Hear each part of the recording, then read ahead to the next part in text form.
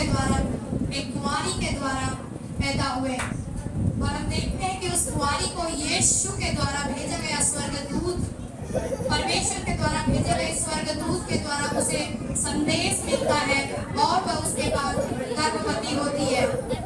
तो हम देखेंगे शांति बनाए रखें।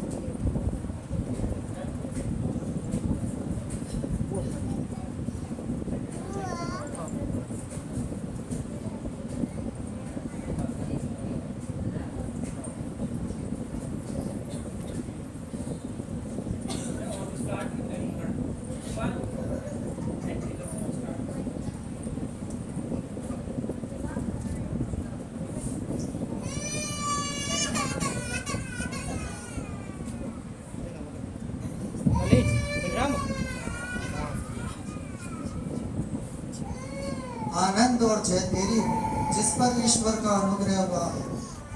हे मरियम, भयभीत ना हो, देख तू एक पुत्र जनेगी, तो उसका नाम यीशु रखना। ये किस प्रकार का अभिवादन है? मैं तो कुंवारी हूँ और मैं किसी पुरुष को जानती भी नहीं हूँ। वो पवित्र आत्मा की ओर से है और परम प्रधान की सामर्थ छाया तुझ पे करेगी। एक मैं प्रभु की दासी हूँ, तेरे वचन के अनुसार मुझे हो। इसके बाद हम देखेंगे कि यूसुफ के पास स्वर्गदूत जाता है, क्योंकि यूसुफ अपनी पत्नी मरियम को चुपके से छोड़ने का विचार करता है।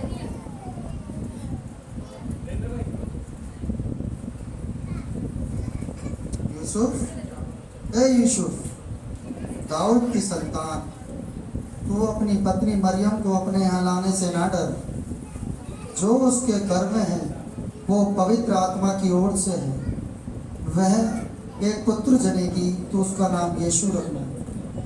वो अपने लोगों का उनके पापों से उद्धार करेगा।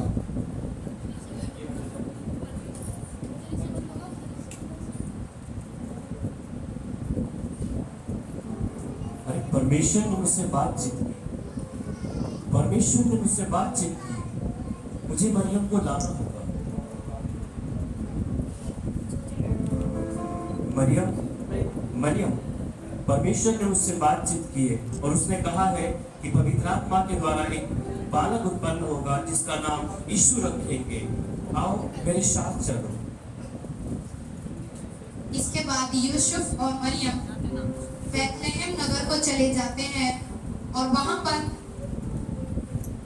एक स्थान ढूंढते हैं कि जहां पर वो ठहर सके, क्योंकि मरियम के जन्मे का समय पूरा हो चुका था। तो आइए हम देखते हैं, जब उन्हें कोई स्थान नहीं मिलता है तो एक गौशाला उन्हें दिखती है और वो वहीं पर रात बिताते हैं। मरियम, आज हमें कहीं भी जगह नहीं मिली और इस गौशाला में ही आज की रात बिताते हैं।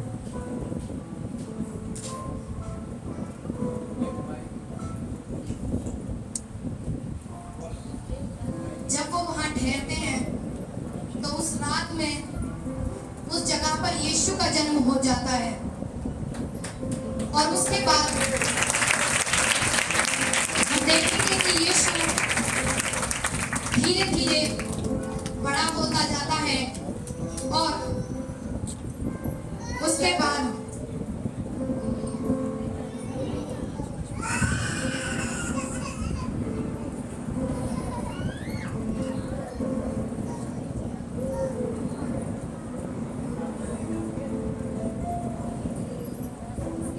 देखते हैं कि जो कि भविष्यवक्ताओं के द्वारा कहा गया था कि जंगल में एक पुकारने वाले का शब्द होगा और वह प्रभु का मार्ग सीधा करेगा और उसकी सड़कें सीधी करेगा। तो आइए देखते हैं वह कौन है। मन फिराओ, क्योंकि स्वर्ग का राज्य निकट आ गया है। उसकी सड़कें सीधी करो, हे जाति जाति के लोगों।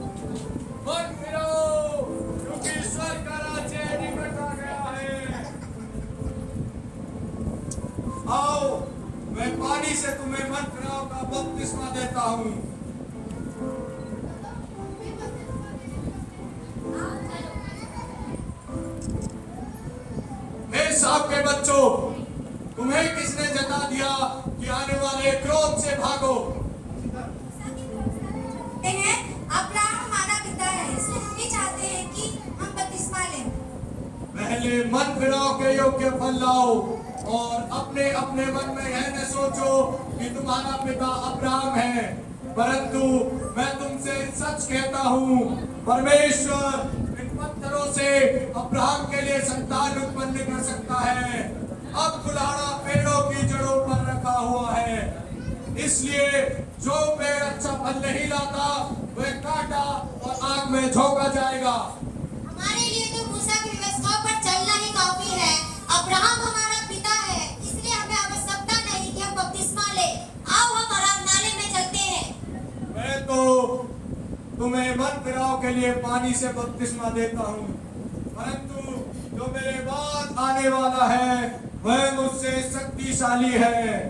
मैं उसकी जूती उठाने के योग्य भी नहीं। वह तुम्हें पवित्र आत्मा और आग से बपतिस्मा देगा। उसका सूप उसके हाथ में है, वह अपनी खलियान को अच्छी रीति से साफ करेगा। गेहूं को तो खत्ते में इकट्ठा करेगा, परंतु भूसी को उस आग में जलाएगा जो बुझने की नहीं। हे प्रभु, मुझे तो तेरे हाथों से बपतिस्मा लेने की आवश्यकता है और तू मेरे पास आया है।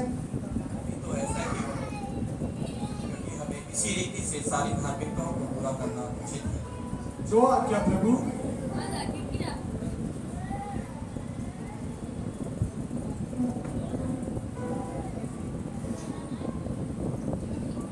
जब ही यीशु पानी में से ऊपर आता है तो उसके लिए आकाश खुल जाता है और उसके लिए भविष्यवाणी होती है, यह मेरा प्रिय पुत्र है और आज मैं इससे अत्यंत प्रसन्न हूँ।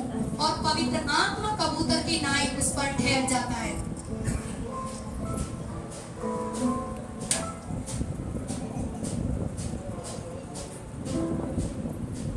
इसके बाद हम देखेंगे कि यीशु निराहार इस पृथ्वी पर रहकर भूख और प्यास में रहा। जब उसके 40 दिन पूरे हुए तो परखने वाला शैतान उसके पास आकर उसे 3 बार परीक्षा में डालता है। आइए देखते हैं वो किस प्रकार सफल होता है। यदि तू परमेश्वर का पुत्र है, हृदय पत्थर रोटियां बन जाए।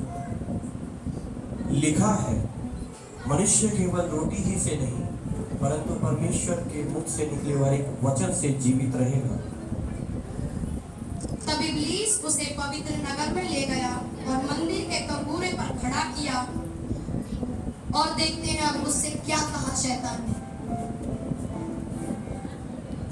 यदि तू परमेश्वर का पुत्र है तो अपने आप को नीचे गिरा दे, क्योंकि लिखा है तेरे विषय में स्वर्गदूतों को आज्ञा देगा, तुझे हाथों हाथ उठा लेगा, कहीं ऐसा ना हो पत्थर में पैर में पत्थर से ठेस लगे। यह भी लिखा है कि तू प्रभु अपने परमेश्वर की परीक्षा ना कर। इसके बाद हम देखते हैं कि इब्लीस उसे एक बहुत ऊंचे पहाड़ पर ले गया और सारे जगत का राज्य वैभव दिखाकर उसे किस प्रकार से परीक्षा करता है। यदि तू पर मुझे प्रणाम करे तो ये राज्य, ये वैभव, ये सोने चांदी हीरे जवाहरात, ये सब मैं तुझे दे दूंगा। हे शैतान, दूर हो जा, क्योंकि लिखा है कि तू अपने परमेश्वर की उपासना कर और केवल उसी को प्रणाम कर। इन बातों के बाद शैतान उसके पास से चला जाता है और स्वर्गदूत आकर उसकी सेवा करने लगते हैं। तो हम आगे देखते हैं कि जब यीशु परीक्षाओं में सफल हो जाता है तो उसके बाद वो अपने लिए 12 चेलों का चुनाव करता है। तो हम देखेंगे कि वो 12 चेले कौन कौन से थे। पहला समोन जो पतरस कहलाता है, दूसरा अंद्रियास, तीसरा जब्दी का पुत्र याकूब और उसका भाई यूहन्ना, पांचवा फिलिपुस, और छठा बरतूल में, सातवां थोमा और आठवां महसूल लेने वाला मती और नौवां हल्फई का पुत्र याकूब और 10वां तद्दे और 11 समोन कनानी और 12वां यहूदा इस्करियोती जो उसका पकड़वाने वाला भी ठहरा। अब हम देखते हैं कि यीशु ने जब 12 चेलों का चुनाव किया तो उसने अपने जीवन में कुछ बहुत से अद्भुत कार्यों को किया था। हम उन कार्यों में से कुछ कार्यों को आपको दिखाएंगे जो अद्भुत यीशु ने किए थे। तो आइए देखते हैं हम वो पहला चमत्कार यीशु का कि कैसे सूबेदार का विश्वास था। हम देखते हैं कि सूबेदार किस प्रकार से यीशु के पास आता है।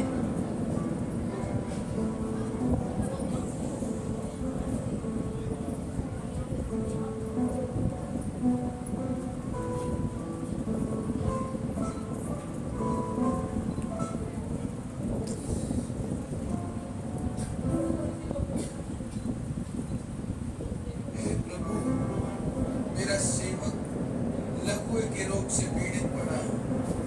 मैं आकर उसे चंगा करूंगा। हे प्रभु, मैं इस योग्य नहीं कि आप मेरी छत तले आओ, क्योंकि मैं एक पराधीन मनुष्य हूँ। मैं अपने सेवक से कहता हूँ मैं आता हूँ, और दूसरे से कहता हूँ जाता है। अगर आप अपने मुख से कह दो मैं तुझसे सच सच कहता हूँ कि ऐसा विश्वास मैंने पूरे इस्राएल में भी नहीं देखा है। मैं तुझसे कहता हूँ जैसा तुम्हारा विश्वास वैसा तुम्हारे लिए हो गया। इसके बाद रास्ते में चलते वक्त उसे एक याईर नाम का व्यक्ति मिलता है।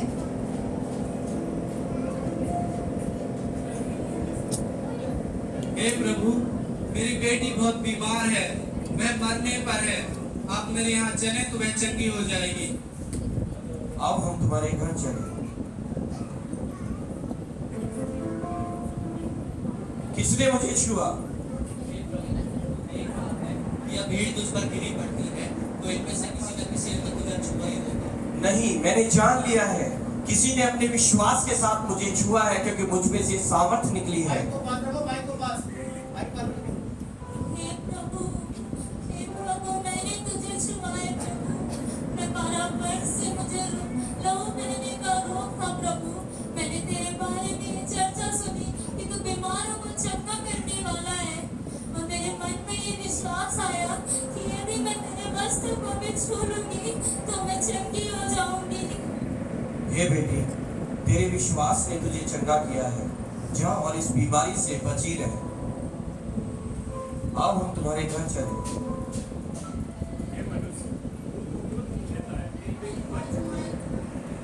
डरो मत, विश्वास रखो।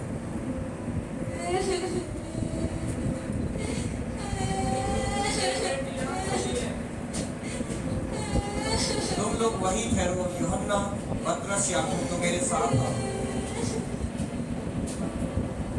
रो मत, ये बेटी मरी नहीं बल्कि सो रही है। तू ये कैसी बातें करता है? तुझे दिखाई नहीं देता ये मर गई है, लेकिन तू कहता है ये सो रही है। पतरस, यूहन्ना, याकूब, इन सबको बाहर लेकर जाओ।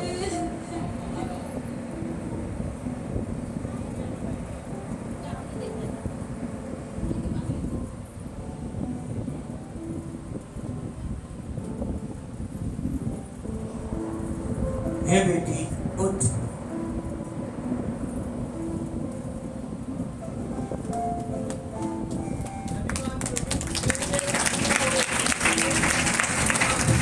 इसे बुलाने को कुछ दिया जाए।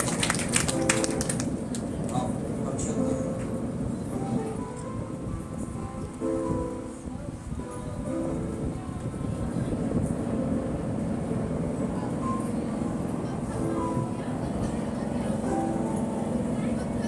इसके बाद हम देखते हैं कि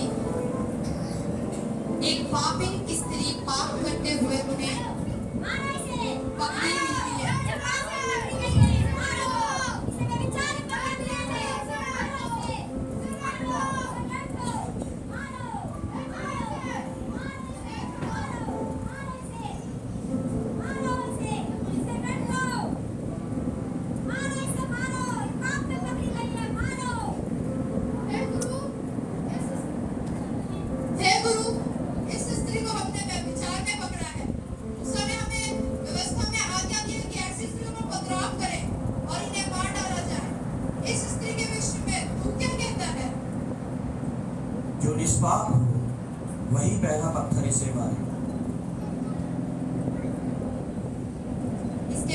देखते हैं क्या छोटे क्या बड़े सभी एक एक करके चले जाते हैं और कोई उस पर पथराव नहीं करता है।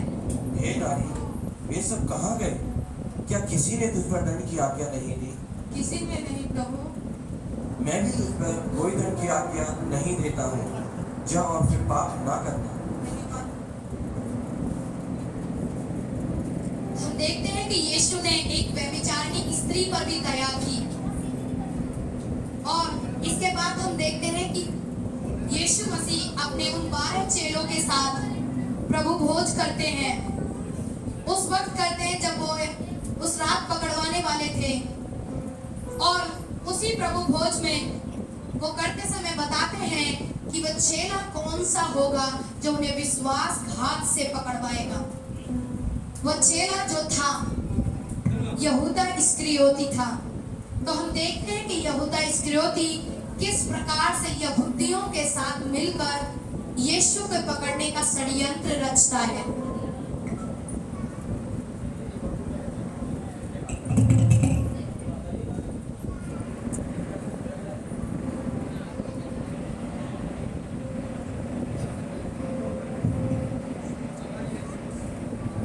अगर यीशु मसीह को पकड़ाने में तुम्हारी मदद करूं तो बदले में मुझे क्या मिलेगा?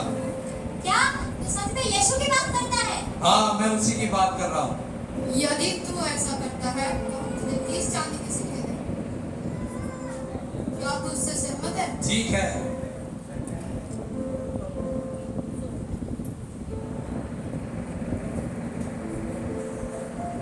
जा उसका पता उन्हें दे। इसके बाद से यहूदा इस्करियोती चंद सिक्कों के लिए यीशु को पकड़ने का षड्यंत्र रचता रहता है। तो हम देखते हैं कि यीशु एक स्थान पर जाता है। वह स्थान गतसमनी बाग था। वो उस वक्त था कि यीशु अपनी आत्मा में बहुत ज्यादा व्याकुल और दुखी था। वो अपने चेलों के साथ उस जगह पर जाकर कौन से शब्दों में 3 बार प्रार्थना करता है, हम आगे देखेंगे। आओ पतरस शुरू कर।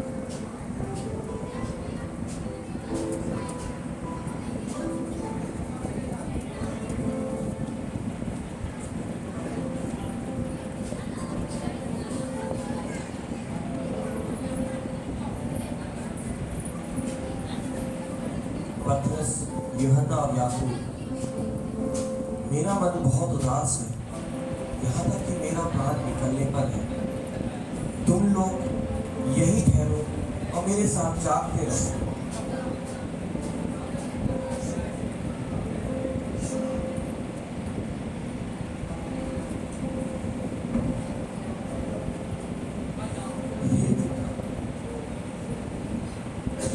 हे पिता,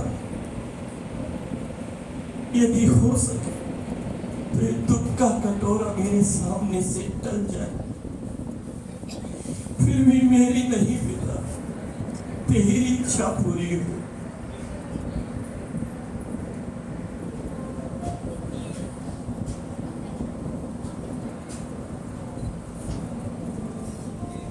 हे पतरस, क्या तू एक घड़ी भी ना जाग सका? जागते रहो और प्रार्थना करते रहो ताकि तुम परीक्षाओं में ना पड़ो। आत्मा तो तैयार है परंतु शरीर दुर्बल है। प्रार्थना करते रहो।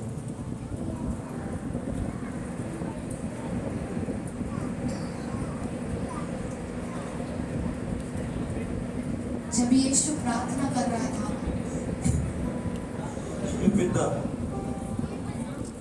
हे पिता, यदि यह प्याला मेरे बिना पिए नहीं कर सकता तो तेरी इच्छा पूरी हो। उसका पसीना लहू बन के बड़ी बड़ी बूंदों से गिर रहा था क्योंकि वो बड़ा अंदर से दुखी था जो प्यालों से मिलने पर था।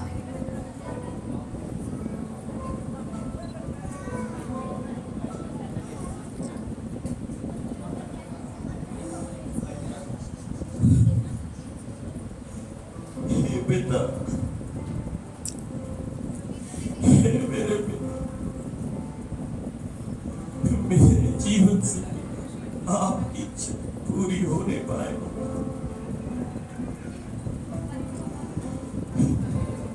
वह आत्मा में बड़ा दुखी और व्याकुल था।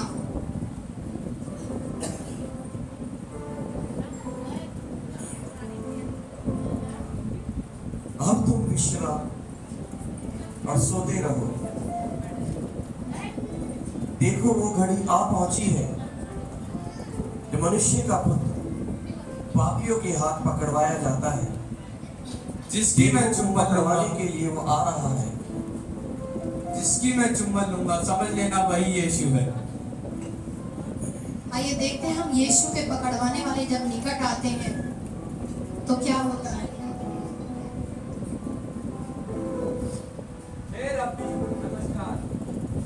हे मित्र, क्या तू चुम्बन लेके मुझे पकड़वाने आया है? जाओ पकड़ो उसे।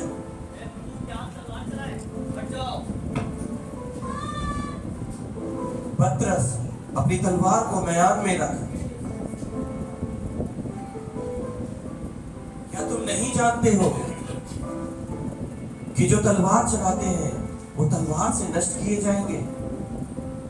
क्या तुम नहीं जानते हो यदि मैं अपने पिता से विनती करूं तो वो अभी स्वर्गदूतों की 12 पलटन से अधिक को यहाँ उपस्थित कर सकता है।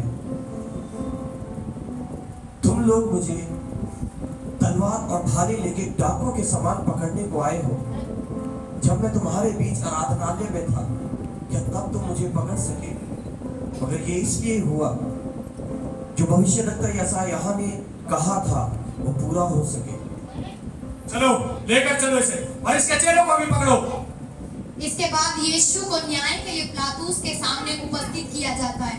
पिलातुस जो उस जगह का राजा था, तो हम देखते हैं कि उसका पिलातुस के द्वारा किस प्रकार से न्याय होता है।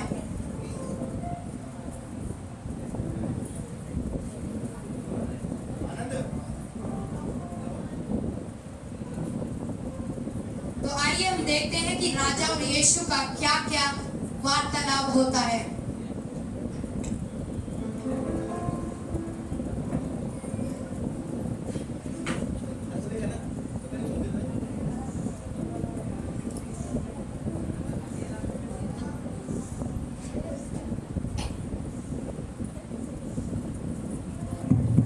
महाराज की जय हो।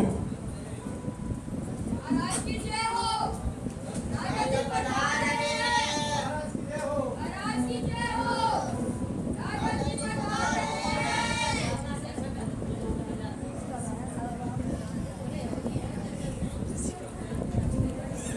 महाराज की जय हो।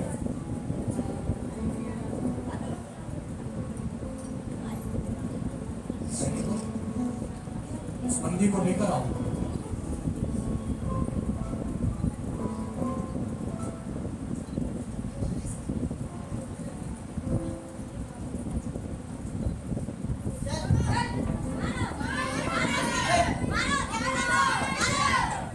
महाराज की जय हो।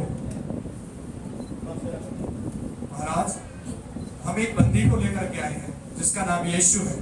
उसे मेरे पास लेके आओ। क्या दोष है इस मनुष्य पर? ये अपने आप को यहूदियों का राजा बताता है।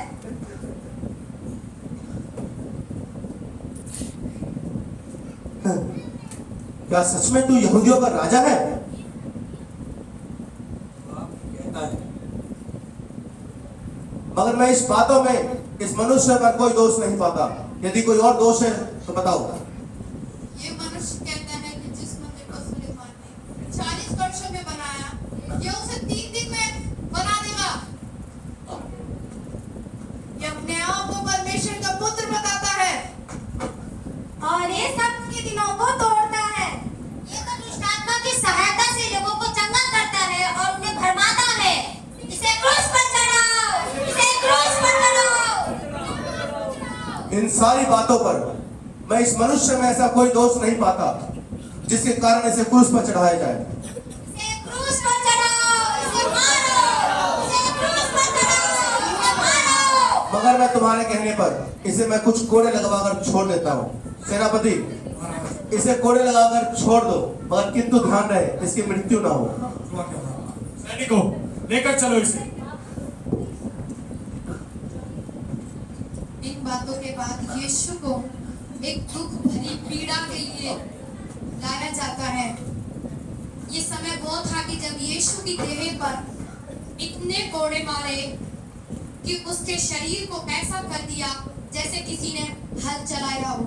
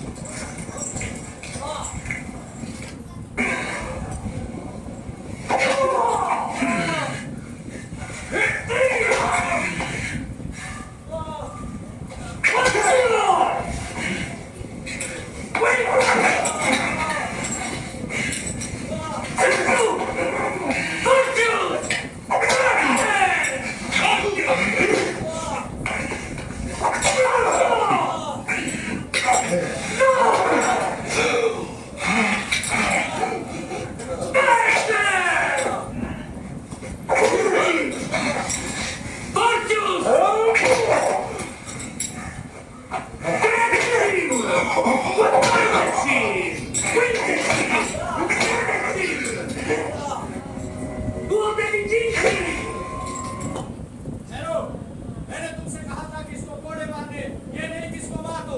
क्या हालत कर दी तुमने इसकी? बोलो इसे अब राजा के पास लेकर चलो।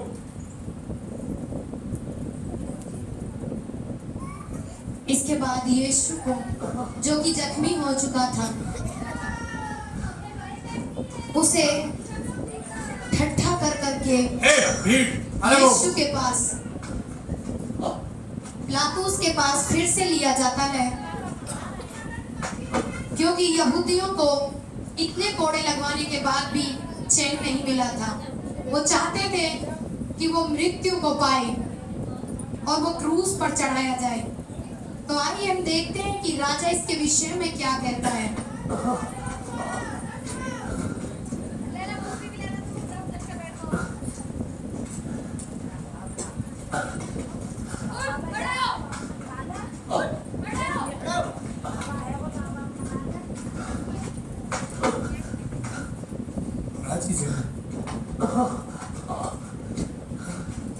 क्या इसकी ऐसी दशा देकर अभी तुम कहते हो कि इसे क्रूस पर चढ़ाया जाए?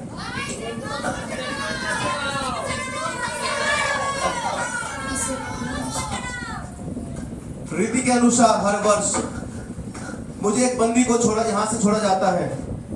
एक बरअब्बा जो डाह में और चोरी में पकड़वाया गया है, और दूसरा यीशु। तुम किसे चाहते हो कि मैं उसे छोड़ दूं? तो इस मनुष्य का मैं क्या करूं? इसे क्रूस पर चढ़ाओ। अब देख, तेरा जीवन और मृत्यु दोनों का अधिकार मेरे पास है। तू क्या अभी चुप रहेगा?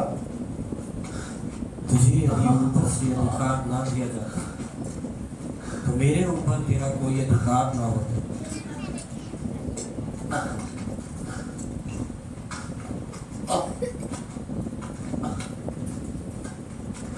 एक तो इस मनुष्य के विषय में हाथ मत डालना, क्योंकि ये मनुष्य धर्मी है। मैं इस मनुष्य के लहू से निर्दोष हूँ, तुम आप ही जानो। इसका लोग हम पर और हमारी संतानों पर लो। इसे क्रूस पर चढ़ाओ। इसे क्रूस पर चढ़ाओ। इसे क्रूस पर चढ़ाओ। सेनापति, इनके कहे अनुसार ऐसा करो। लेकर चलो इसे। इसके बाद यीशु को सैनिकों, भीड़ को अलग करो। कांटों का ताज पहनाया जाता है। अरे यहूदियों का राजा, इसको नमन करो। यहूदियों के राजा को नमन करो। ये देखो, ये भविष्यवाणियां करता है। चलो, आज हम भी इससे भविष्यवाणी करवाते हैं। बांधो इसकी आंखों पे।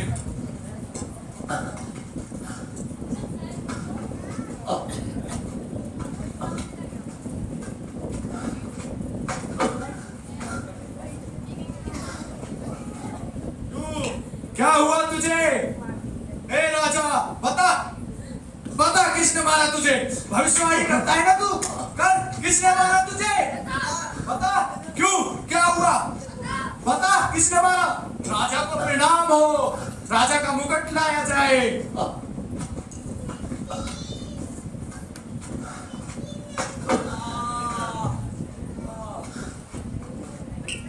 राजा की जय हो।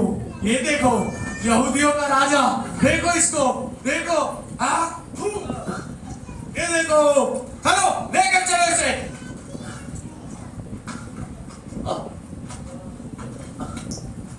इसके बाद यीशु को गुलगुता स्थान पर ले जाते हैं और रास्ते में जाते वक्त हम देखते हैं कि वह वचन के अनुसार अपराधियों के साथ गिना गया। वो देखते हैं तो चोरी से पकड़वाए गए, चोरी में पकड़वाए गए वो 2 डाकू, देखते हैं कि उनका न्याय किस प्रकार से होता है और कैसे वो अपने दुखों को सहते हैं। सैनिकों,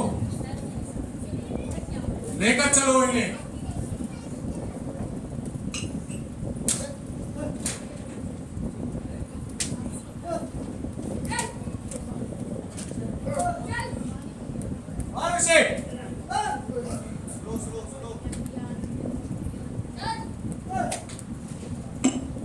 खड़ा हो।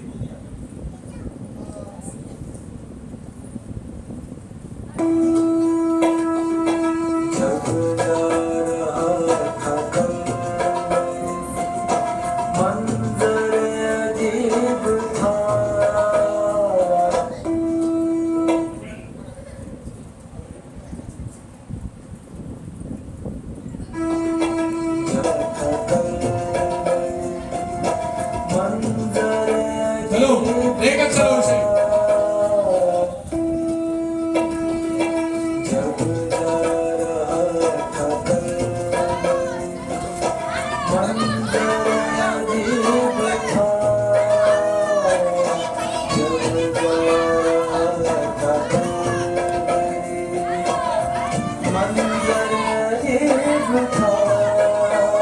और इसे हटाओ इसे। हे व्यक्ति, क्या देख रहा है? इसकी तारे को क्या देख रहा है?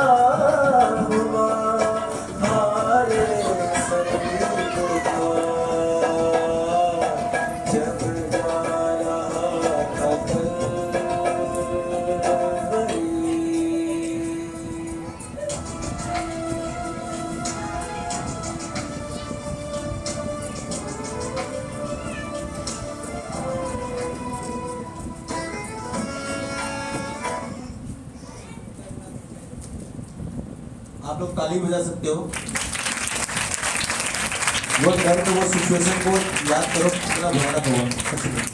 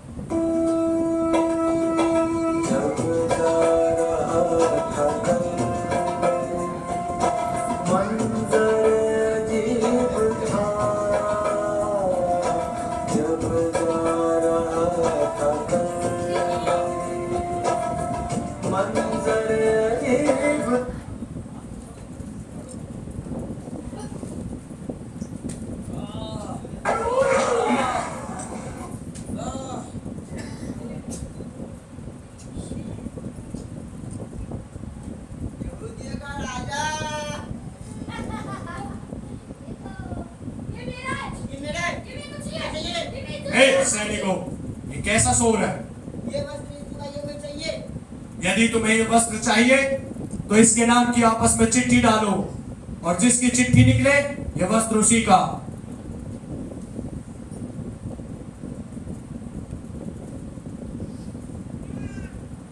मेरा नाम निकला, ये वस्त्र मेरा हुआ। हम देखते हैं कि यीशु ने जब वो क्रूस पर था तो 7 वाणियां बोली थी।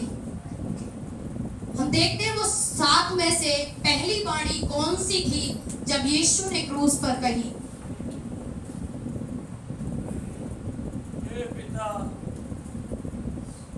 हे पिता, इन्हें क्षमा कर, ये नहीं जानते क्या करते हैं। इसके बाद हम देखते हैं प्रभु ने अपने अपराधियों को भी क्षमा किया। अब देखेंगे कि वो दूसरी वाणी जो प्रभु ने क्रूस पर कही थी, देखते हैं वो क्या कही थी।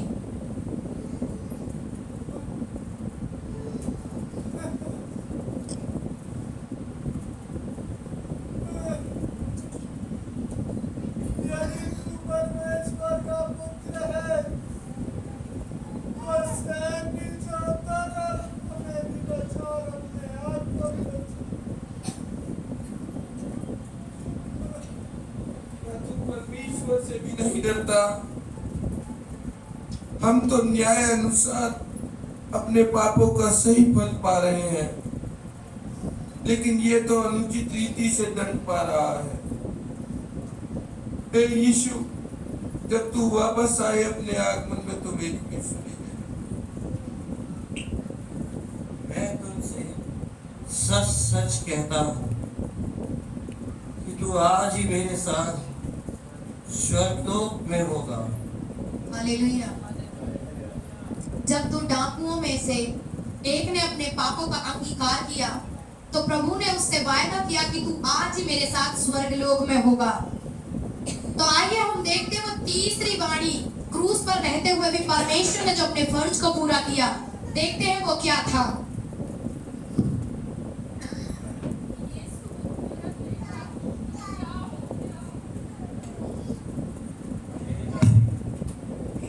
हे नारी, आज ये तेरा बेटा है। हे यूहन्ना, आज से ये तेरी माता है। यीशु ने अपनी माता को एक विश्वास योग्य चेले के हाथ में सौंप दिया। और हम देखते हैं जब उसने ये वचन पूरा किया तो उसके बाद उसने चौथी वाणी बोली थी।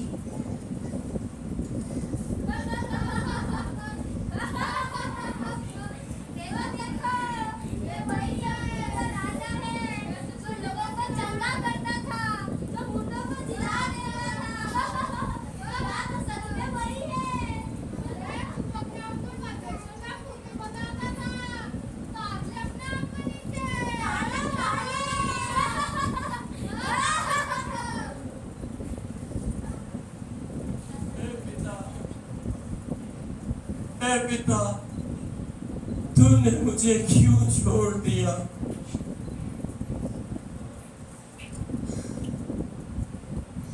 इसके बाद जब यीशु क्रूस पर था तो यहूदियों ने उसका कैसे ठट्ठा किया था। आइए हम देखते हैं वह 5वीं वाणी कौन सी थी जो यीशु ने क्रूस पर कही। मैं प्यासा हूँ, मैं प्यासा हूँ।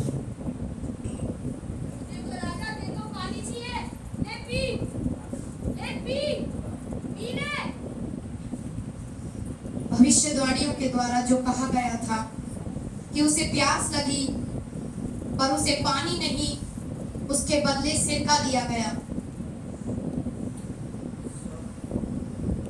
सब पूरा हुआ। जब यीशु ने देखा वह 6ठी वाणी कि अब सब पूरा हुआ, इसके बाद हम देखते हैं कि वो कैसे पीड़ा भरे शब्दों से अपने आप को परमेश्वर के हाथों में सौंपता है। हे पिता, मैं अपनी आत्मा तेरे हाथों में सौंपता हूँ।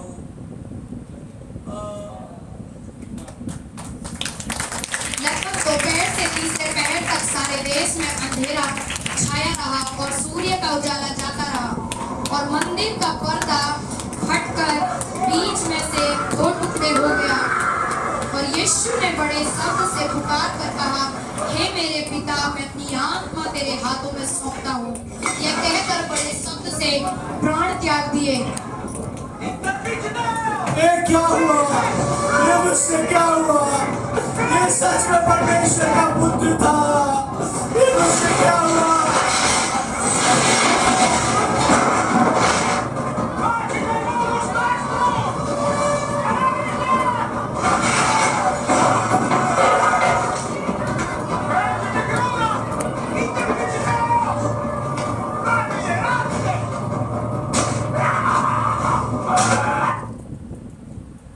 जब इसके बाद जब उन्होंने देखा कि यीशु ने जो कहा था, जिस मंदिर के लिए वो बड़ा गर्व करते थे कि इसे कोई नहीं ढा सकता, लेकिन प्रभु ने उनसे जीवित होने पर कहा था कि मैं इसे ढाकर 3 दिन में खड़ा कर दूंगा। जब यहूदियों ने देखा कि ये बातें सच थी तो वो घबरा गए और उसने जो क्रूस पर कहा वो पूरा किया। तो आइए हम देखते हैं उसके सब को लेने के लिए एक यूसुफ नाम का व्यक्ति जो अरिमतिया का था, जो अपने आप को स्वयं यीशु का चेला मानता था, वो पिलातुस के पास जाकर किस प्रकार से और किन शब्दों में विनती करता है कि उसके सब को ले जा सके। महाराज की जय हो। बताए मैं आपके लिए क्या कर सकता हूँ? महाराज, अगर आपकी आज्ञा हो तो मैं यीशु को सब ले जाना चाहता हूँ। क्या यीशु मर गया? सेनापति, महाराज, यीशु को मरे हुए कितने पहर हो गए? महाराज, यीशु को मरे 1 पहर हो गया है।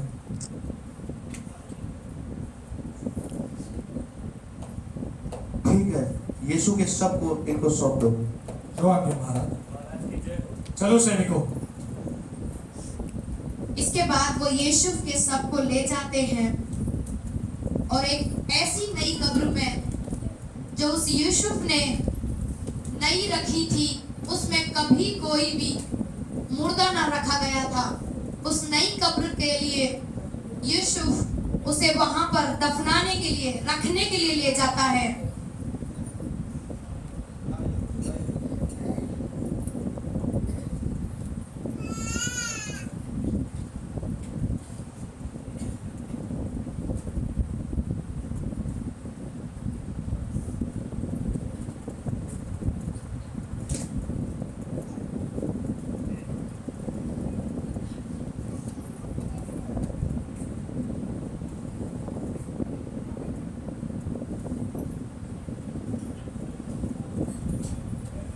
हालेलुया, ताली बजा सकते हैं आप लोग। प्रभु का धन्यवाद हो।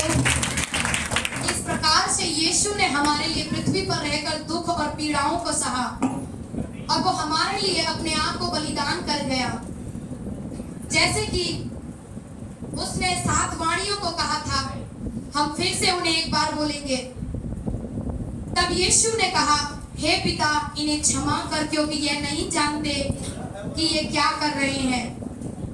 ये उसने उन लोगों के लिए कहा जो उसका ठट्ठा मजाक उड़ाते और उसे क्रूस पर चढ़ाते थे, क्योंकि उसने हम सब से नफरत के बदले में प्रेम किया था। Hallelujah, hallelujah. सभी जोर से ताली बजाएं। सब ताली बजा सकते हैं।